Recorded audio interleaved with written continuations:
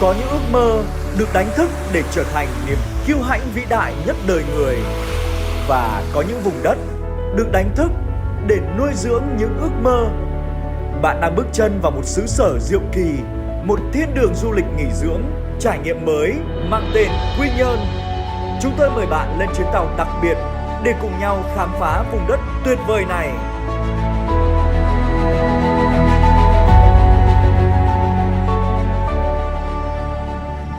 Xin chào quý vị và các bạn.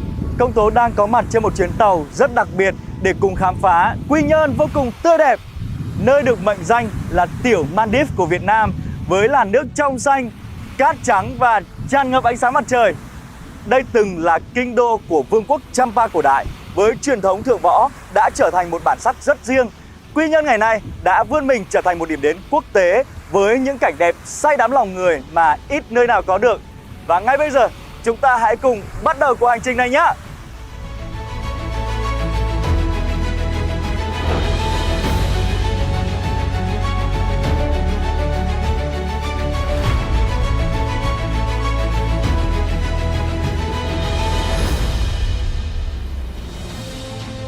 Thành phố Quy Nhơn nằm ở phía đông nam của tỉnh Bình Định, tiếp giáp trực tiếp với Biển Đông, cách Hà Nội gần 2 giờ bay, cách thành phố Hồ Chí Minh chưa tới 1 giờ bay và có thể di chuyển dễ dàng bằng ô tô tới Đà Nẵng chỉ trong 3 tiếng đồng hồ.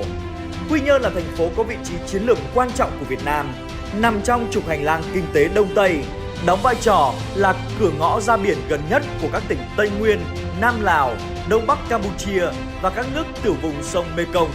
Quy Nhơn nằm ở tâm điểm của khu vực ASEAN, dễ dàng kết nối tới các nước trong khu vực. Với vị trí địa lý chiến lược đặc biệt, Bình Định nói chung và Quy Nhơn nói riêng đang được quy hoạch phát triển đô thị theo hướng thương mại, dịch vụ, trở thành trung tâm kinh tế, du lịch của vùng Duyên Hải Nam Trung Bộ. Trong đó, hạ tầng giao thông là điểm sáng được chú ý đầu tư mạnh mẽ nhằm đi trước mở đường cho nền kinh tế bứt phá. Các khu vực kinh tế chính đã được phân vùng rõ rệt thành 3 phần: lõi trung tâm thành phố, khu công nghiệp Nhân Hội và khu kinh tế trọng điểm Nhân Hội. Từ một địa phương với tốc độ tăng trưởng chậm, Bình Định trong 5 năm trở lại đây đã trở thành một ngôi sao sáng với tốc độ tăng trưởng vượt trội. Năm 2021, Bình Định lần đầu tiên thu ngân sách chạm mốc gần 15.000 tỷ đồng, tăng 37% so với năm 2020. Tổng sản phẩm địa phương năm 2021 của Bình Định tăng 4,1%. Khát vọng của Bình Định là trở thành một trong những tỉnh thuộc nhóm dẫn đầu khu vực miền Trung.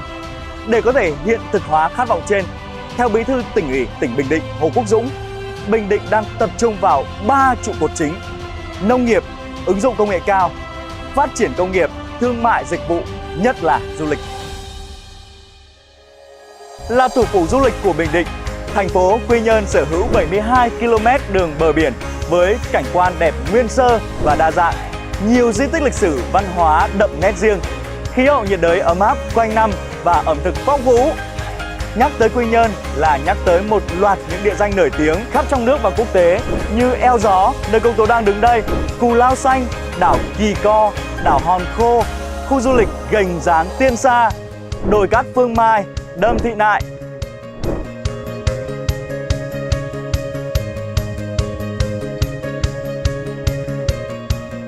Một minh chứng rõ nét cho bước phát triển đột phá của du lịch Bình Định đó là lượng du khách ngày càng tăng. Trước ảnh hưởng chung của Covid-19, lượng khách tới Quy Nhơn tuy giảm, nhưng đây vẫn là địa phương thu hút nhiều du khách so với các tỉnh thành khác, góp mặt trong nhiều bài báo quốc tế và liên tiếp được bình chọn là điểm đến hấp dẫn, an toàn hàng đầu tại Đông Nam Á. Riêng trong dịp Tết Nhâm Dần năm 2022, Bình Định đón hơn 155.000 lượt khách, tăng 40% so với Tết năm 2021. Tổng doanh thu du lịch ước đạt hơn 117 tỷ đồng, tăng 35% so với cùng kỳ năm trước. Các cơ sở lưu trú trong tỉnh mở cửa đón khách du lịch trong dịp này đạt 70-90% công suất phòng. Sự phát triển của kinh tế, du lịch đưa Quy Nhơn trở thành miền đất hứa, thu hút các kỳ lân bất động sản trên cả nước quy tụ về đây, tạo nên các dự án đô thị du lịch tầm cỡ.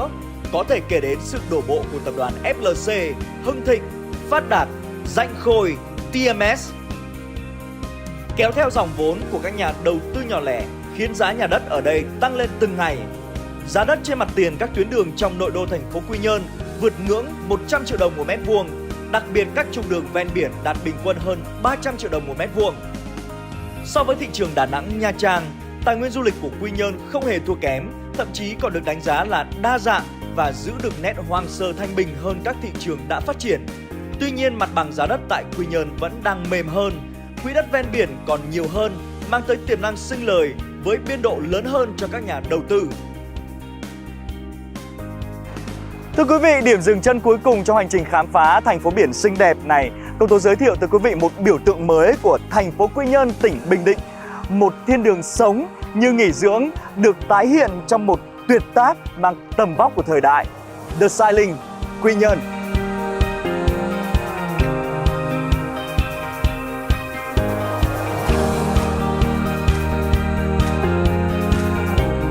Nơi thành phố biển đẹp như tranh vẽ, bằng tất cả tình yêu quê hương và con người Quy Nhơn, The Sailing Quy Nhơn sinh ra như một kỳ quan biển giữa lòng thành phố duyên hải, được tôn tạo trong hình thái của một cánh buồm căng gió vươn khơi, truyền cảm hứng để sống trọn từng khoảnh khắc tuyệt vời nhất của cuộc sống.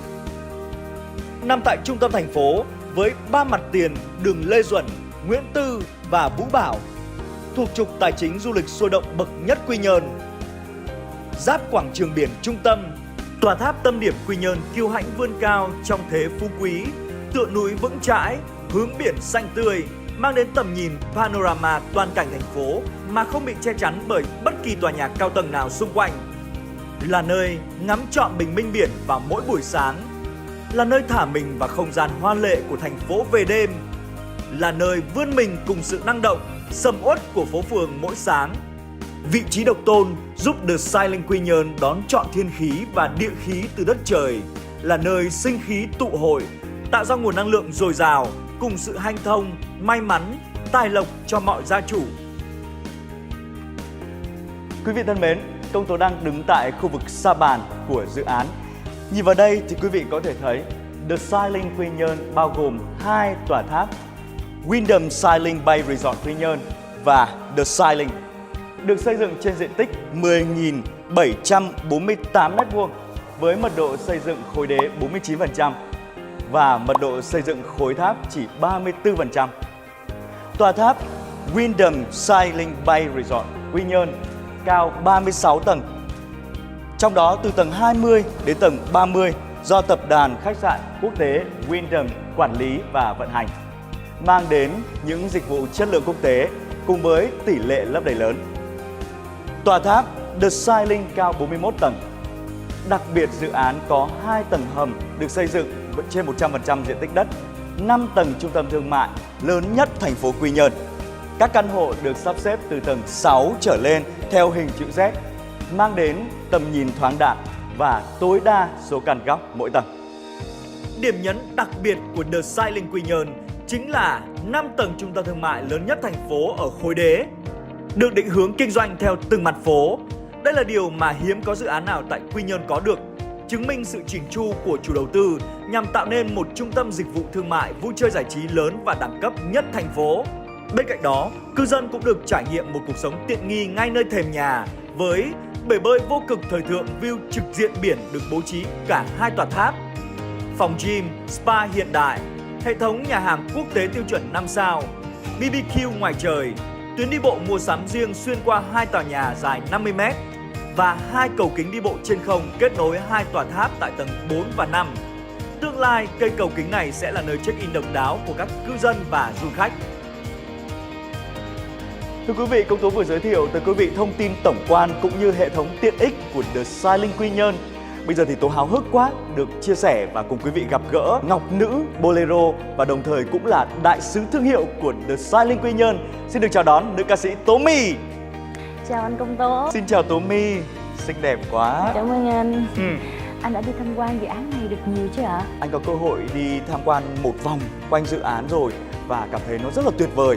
Bây giờ thì công tố có một cái lời đề nghị với cả Tố My cũng như là quý vị đang theo dõi video clip này là chúng ta sẽ đi đến căn hộ Homecation của The Sailing Quy Nhơn và tham quan. Tố My sẵn sàng chứ?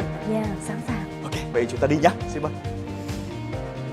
Xin chào các bạn. Hiện tại đây công tố và ca sĩ Tố My đang ở trong căn hộ mẫu của dự án The Sailing Quy Nhơn. Đây là căn hộ 3 phòng ngủ tại tòa Wyndham Sailing Bay Resort Quy Nhơn. Cửa chính như quý vị thấy đây được làm bằng gỗ cao cấp, xử lý theo dây chuyền công nghệ hiện đại, sơn phủ theo công nghệ cao, khóa từ thông minh đảm bảo an toàn tuyệt đối. Quý vị hoàn toàn có thể mở bằng thẻ từ, mã số hoặc là bằng khóa. Chân cửa có chốt an toàn, giúp cho cánh cửa không bị đóng sập một cách bất ngờ. Và điều đặc biệt là ngay tại vị trí bên ngoài, quý vị hoàn toàn có thể bố trí thiết bị video call để biết là những cái vị khách nào sẽ đến thăm nhà mình. Và bây giờ thì Tú My xin dắt anh Công Tố cũng như quý vị cùng vào bên trong để khám phá nhé. Xin mời.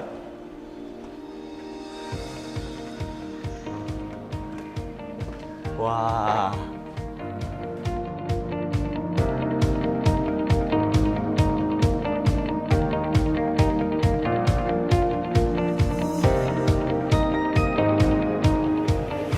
Tú My này, vừa bước chân vào phòng khách, anh đã thấy phong cách Địa Trung Hải toát lên trong từng chi tiết và nội thất của căn hộ.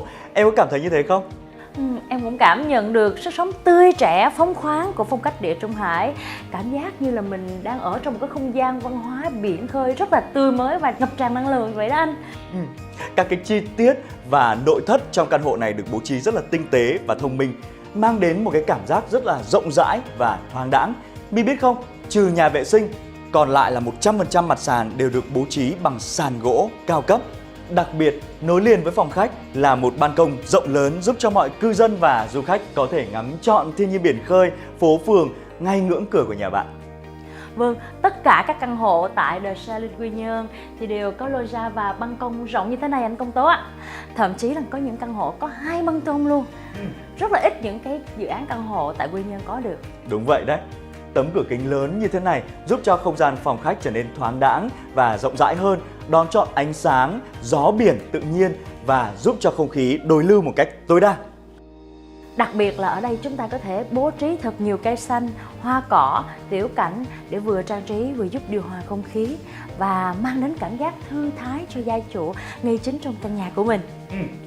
Bây giờ thì chúng ta cùng qua khu vực bếp và bàn ăn để tham quan nhé. Xin mời My.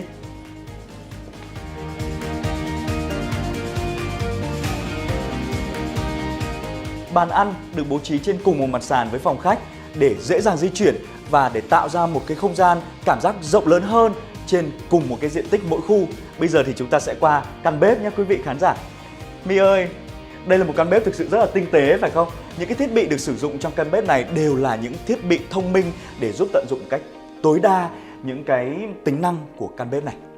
Vâng, và với không gian bếp như thế này thì ba hoặc mẹ đang nấu ăn trong bếp vẫn có thể dễ dàng quan sát các con của mình đang sinh hoạt tại không gian chung như thế này.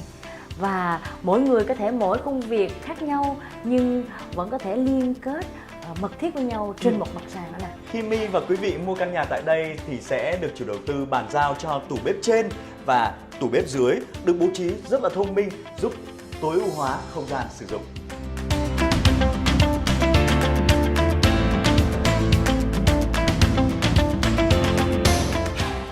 Tố và My đang có mặt tại không gian phòng ngủ Master được bố trí một cách rất là tinh tế để tạo ra cảm giác thư thái cho bất cứ một gia chủ nào. Và tất cả các phòng ngủ tại căn hộ đều được trang bị hệ thống cửa kính lớn. Khi mà chúng ta nằm trên giường, chúng ta có thể dễ dàng thưởng ngoạn cảnh sắc thiên nhiên bên ngoài. Thật là tuyệt vời.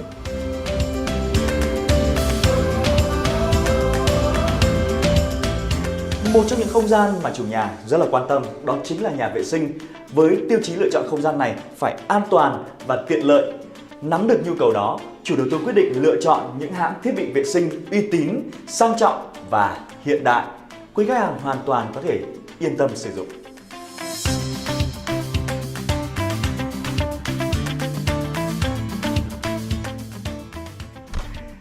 Quý vị thân mến, như vậy là Công Tố và Tú My vừa mới đưa quý vị đi khám phá một căn hộ mẫu tại dự án The Salin Quy Nhơn. Như Công Tố chia sẻ ban đầu, mặt bằng tầng của The Salin Quy Nhơn được thiết kế theo hình chữ Z, nên là 100% căn hộ được tiếp xúc với ánh sáng tự nhiên một cách dễ dàng nhờ có hành lang dài. Đồng thời giúp cho số lượng các căn góc lên tới 6 căn trên một mặt sàn. Điểm đặc biệt ấn tượng của dự án The Salin Quy Nhơn đó chính là một cái dự án ven biển mang đầy đủ những cái yếu tố nghỉ dưỡng nhưng lại được sở hữu lâu dài. Chính vì thế nên căn hộ tại đây được định vị là căn hộ Homecation, là sự kết hợp hoàn hảo giữa second home và vacation, mang tới thiên đường sống như nghỉ dưỡng với phong vị thượng lưu giữa biển trời hòa quyện, để mỗi khoảnh khắc trôi qua đều là một sự tận hưởng trọn vẹn và đáng sống. Và đặc biệt với sự quản lý vận hành của tập đoàn Wyndham, thương hiệu khách sạn hàng đầu thế giới, The Sally Quy Nhơn không chỉ là một nơi an cư xứng tầm mà còn là một nơi nghỉ dưỡng lý tưởng, là khoản đầu tư sinh lời hiệu quả cho các nhà đầu tư đón trọn sống du lịch nghỉ dưỡng sau một thời gian dịch bệnh kéo dài. Thông qua video clip review này, tôi hy vọng rằng sẽ đem đến cho quý vị một cái nhìn thật là ấn tượng về thành phố biển Quy Nhơn xinh đẹp, đầy tiềm năng, cũng như có sự hình dung nhất định về tổ ấm tương lai của mình tại The Sailing Quy Nhơn. Cảm ơn quý vị đã dành thời gian theo dõi. Xin kính chào tạm biệt và hẹn gặp lại!